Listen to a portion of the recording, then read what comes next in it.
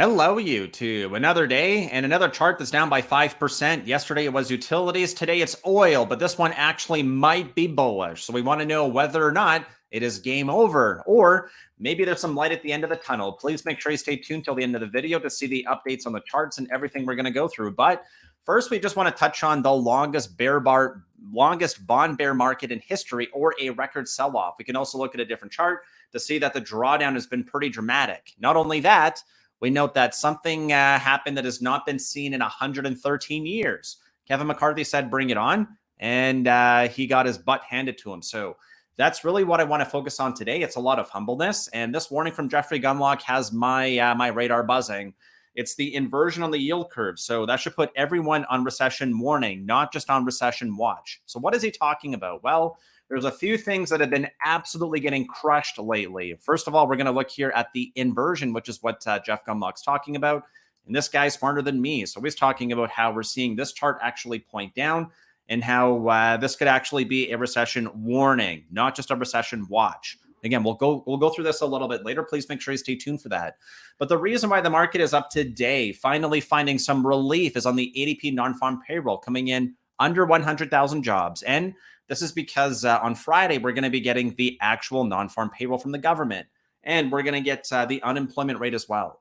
This number might be artificially low or high. It is usually not a good predictor of the payroll number coming in on Friday. And notably that they do not ask people whether or not they've been laid off or they're striking. So the United Auto Workers, notably GM, Ford, and everyone else, they're going to be technically counted as having a job in here. So that'll be very interesting. We can also note that we've ticked 2 points higher from 17 yesterday to 19 today. And historically, all the way back to a year ago, this is where the bottom got formed. We hit 16, we went up to 19, we go back down to 16, then we just rocket higher. Is that what's happening right now? We hit 16 yesterday. Now we're here at about 19. Man, history seems like it's repeating itself. And as we touched on with that oil chart, we can note that right here on the heat map, man, it's pretty red. Tesla's up by 6% to offset the losses for oil. But I think we want to understand that story a bit more. After we understand that right now the market is quite nervous. And the reason why this oil story is important is because we're seeing that we're at a record low for the SPR, or Strategic Petroleum Reserve. We currently only have about 17 days left, which is well below the average of about 32 days here. So things don't look all that good. But I'm going to touch on the reason why this might be bullish, or the fact that oil is down, CL1. So we'll come back and talk about this in a moment, but read these articles and see if they make sense to you. OPEC Plus panel holds oil policy steady as Saudi, Russia keeps cuts. So it's this part right here. OPEC Plus, or the cartel, basically tells us that they're holding up oil policy steady. What happened? Man, it's down by 5%. It's a dramatic sell-off. So that seems good. And I'll tell you the reason why it seems good. It seems good for a few reasons, but we'll just read this article first to see if we can finish off the story. So, Scoop, senior Biden advisors quietly visit Saudi Arabia to discuss mega deal. So before we discuss the ramifications of this, I'm going to ask you for a huge favor. If you could please consider smashing that thumbs up and subscribing to the channel. Thank you so much ahead of time. I really appreciate your support. So what this really means is that if oil goes down, it means inflation could go lower. And I think the Fed has been getting quite nervous as we see that oil got pretty close to 100 here at about 94. So the reason why this is not good is because inflation is actually coming down. But if oil goes above 100, that is bad for everyone. So the fact that right now we're seeing that oil is getting a big decline, that could actually be some sweet, sweet relief for the Fed at a time when they really need it. Pay attention to these next articles and see if they make sense, because as we're going to look at the charts a little bit later, I'm really hoping that I can finally put a green video on YouTube and you guys are going to click on it. So we're quite green today. We can see that here with the S&P being up by about 1.4%, sorry, 0.7, and the NASDAQ being up here by about, let me just double check, it's about 1.4%. So let me just get back to my correct chart. Here we go. So the reason why this matters is because people just love fear right now. The video I put out yesterday, thank you for clicking on it. It did quite well. I don't think we're really going that much lower. I could definitely be wrong, but let's read and see what other Fed officials around the world have to say, because I think you might be quite surprised. This one now goes back almost a month, back to September 7th, where we hear from Canada. Canada rate policy might be sufficiently restrictive. Pay attention to those words. Why? Because everyone echoes the same thing. Soft landing, blah, blah, blah, right? Higher for longer. All the central bankers say the same thing. So the Bank of Canada is important. And Governor Tiff McClam is the equivalent of Jerome Powell in America. So he's saying, hey, kind of been messing up here lately, but maybe we're sufficiently restrictive. That word that Jerome Powell would be so eager to say. So if you look here, why does this matter? Well, because Wall Street comes to grips with how wrong it's been in 2023. I think the Fed is coming to that same realization. We talked about how it looks like their current rate outlook is already a little bit obsolete, and it's only been about a month. Yellen, the former vice chair, look at her, right? She used to have Jerome Powell's old job, right? The most recent person at the Fed, and she's currently the U.S. Secretary of Treasury. Yellen says higher for longer scenario is by no means a given. When is this from? This is from yesterday. Why? I think, again, not I know, but I think the Fed is feeling some fear. I don't think it's just us. So like, man, are we going to break something? Stuff is starting to break. Stuff is starting to break. The financial system is not going to have no surprises. That's why we call them surprises. So let's just go through the rest of these articles. All right. So now we got Christine Lagarde, who is what? The president of the ECB. And this is from when? This is from 9 hours ago. What is the word she's using? Sufficiently restrictive. Interesting. So we have the Bank of Canada. We've got, we got the ECB. We've got Janet Yellen. Now let's look and see who the former vice chair. This guy most recently held the job of vice chair or number 2 at the Fed before Lael Brainard. What is he saying? PIMCO's Rich Clarida says Fed might be done with hiking rates. Oh my goodness. Could that explain the reason why we're seeing tech stocks up? I think so. All right, now let's go back to 1 day ago. Atlanta Fed President Raphael Bostic. Monetary policy is what? Sufficiently restrictive. Okay, we're seeing a pattern here. We're noticing something seems pretty obvious. And when we look here to the stats from the Fed, the policy versus the results, we note that they've raised the Fed funds by 500 basis points. They've reduced their balance sheet by nearly $1 trillion. And this really matters because when we look at the balance sheet for the Fed, whether or not the Fed understands this, is communicating it, they are every single day adding more and more restriction. Why? Look, they've rolled off, is what this is called. They've rolled off about $1 trillion off the balance sheet. So when we look at this graph, it's like pretty obvious that it's going down. Here's the SVB crisis. There's the start of QT or quantitative tightening. There's the dead cat bounce. And now we formed a lower low from 8.3. Now we're down here at 8.00. The balance sheet's about to hit 7 trillion. So why does that matter?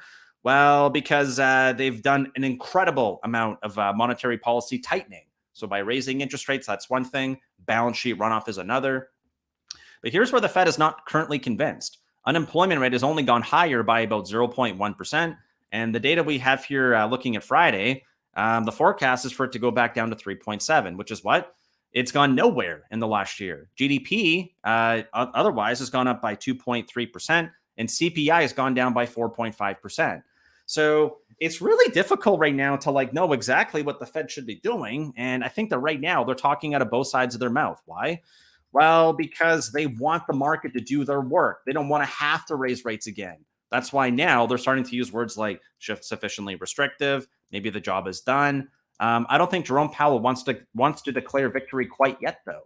And because we still don't have a Speaker of the House, the risks we talked about yesterday could definitely come to fruition where in 45 days, now it's going to be 44, I believe, we're going to know whether or not the government's going to shut down again. And what could that mean? It's that big Moody's downgrade we talked about. So I'm not sure, but the fact that we're seeing an echo from many central bankers all saying the same thing, sufficiently restrictive, maybe the job's done, blah, blah, blah. I'm starting to think they're caving. To what? To the fear. Why? Man, I don't know about you, but I'm starting to feel a little bit of fear myself. 17 isn't a very extreme reading. And just one more time, going back here to the timeline, crash land, right? We go from extreme greed not that long ago at 84. Boop, dead cat bounce, boop, all the way down here to a low of intraday. We were at 16. We closed at 18. Man, we're really into an extreme reading here. That's correct. And we've gone through all the reasons why that's bullish. I think we have to just hear from the Fed. And what I mentioned yesterday is that I believe, not I know, but I believe that the ADP non-farm payroll was going to be the catalyst for us to start going higher. And I'll tell you the reason why this is important.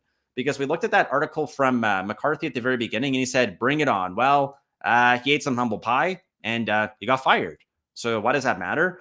Well, it matters because what I wanted to see in the overnight move, and now we're going to pop over here to the futures, and just see what happened because we hit an overnight low of 42.35, or basically tagging the 200 DMA, which is roughly 1% below SPY. So overnight, we sold off, and notably because of the Nikkei. So let's just go pop over to that chart and see what it did. Let me go here below 50 DMA. Let's go to the Nikkei because it was down by 3%. And then, oh my goodness, right? Opened up, sold off, rallied back up to close the day out. So into the Asian session, which is pretty heavy. Again, Japan trades quite a bit. We note that we sold off, but then rallied back up, which means we did get that negative reaction on McCarthy. But then overnight, as we saw, bad data is supposed to be good. And what did we get? We got a good reaction. So bad news, or something that has not happened in 113 years, did not take us down. But what did good news do? Or the fact that we're seeing less people have jobs, which is what the Fed wants, saw the market go up by what? Almost 1%. If we pop over here to the NASDAQ, what do we know? Wow, it's up by like 1.3%. And on the week, what? It's green? It's green on the week? Yes. And the S&P right now is trying to hammer it out, trying to do a hammer time. Why? Look at these lower wicks here. It's resting right on our uptrend. And this is really, really compelling for me because this is exactly what I wanted to see. If we look here at the weekly chart, I want you to pay attention to the pattern. It's called the failed breakdown. So last week's low, 42229. Where are we right now? We're above that, which means we fell below it, rallied back up, and reclaimed the failed break. That's why it's called the failed breakdown. If we look at the 1 month chart, that's what I'm hoping is going to happen here too, where it's a failed breakdown back above 422.29. But we have to like rally back up and reclaim 433. That's the key area for me.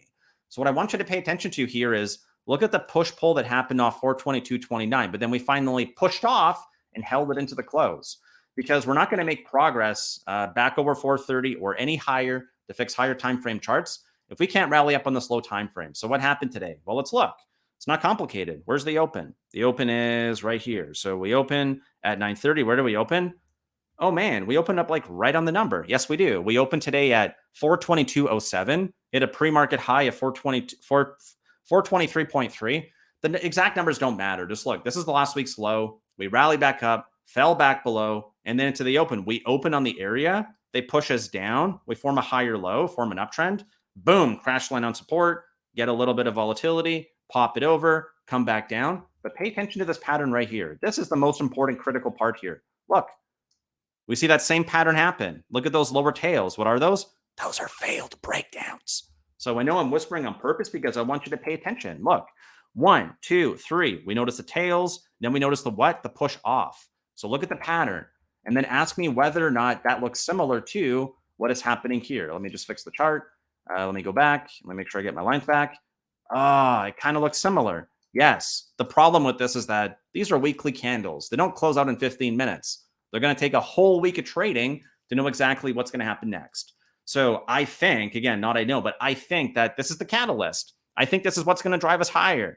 I think we could get a surprise on oil where some kind of deal could happen. Oil takes a nice dive lower.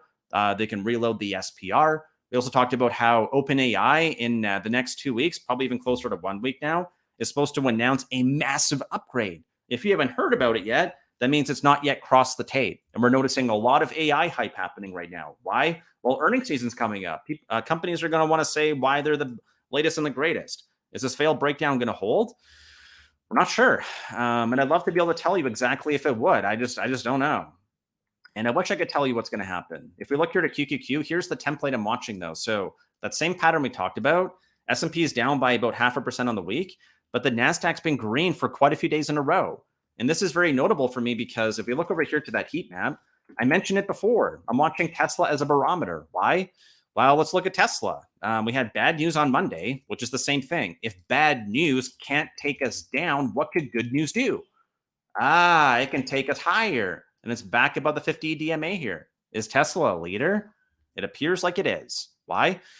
On Monday, we had bearish news, gap down, pump up, bullish engulfing candle, but didn't quite claim the high. We have our uptrend, and then we claimed it. Big punch up today. 6% is a massive move. Look over here to the DAX overnight. Gap down, pump. I want to see if we get continuation tomorrow. Why? Same reason. We got a death cross forming here. This needs to start reversing. We went through the above or below 50 DMA for quite some time. So I think I want to leave things there. I think there's still a lot for us to go through. But going into tomorrow, please pay attention to the initial jobless claims number. But really, this should be setting us up for the big move, which is going to be coming on Friday. So with that said, if you want to watch the weekend deep dive, that should be now queued up here on the left-hand side. If not, maybe you want to consider coming to trade with me, Justin from YouTube. And you can do that by going to our website, thealgo.com, for 14 free days to trade with me. And this might be a great time to do it because over the next 14 days, the market could be turning massively. So why not take advantage of a free trial to come see exactly what I'm doing? And if you don't like it, quit, leave before the trial's over, go back and watch for free on YouTube. No hard feelings. I will see you guys tomorrow. Thank you for tuning in.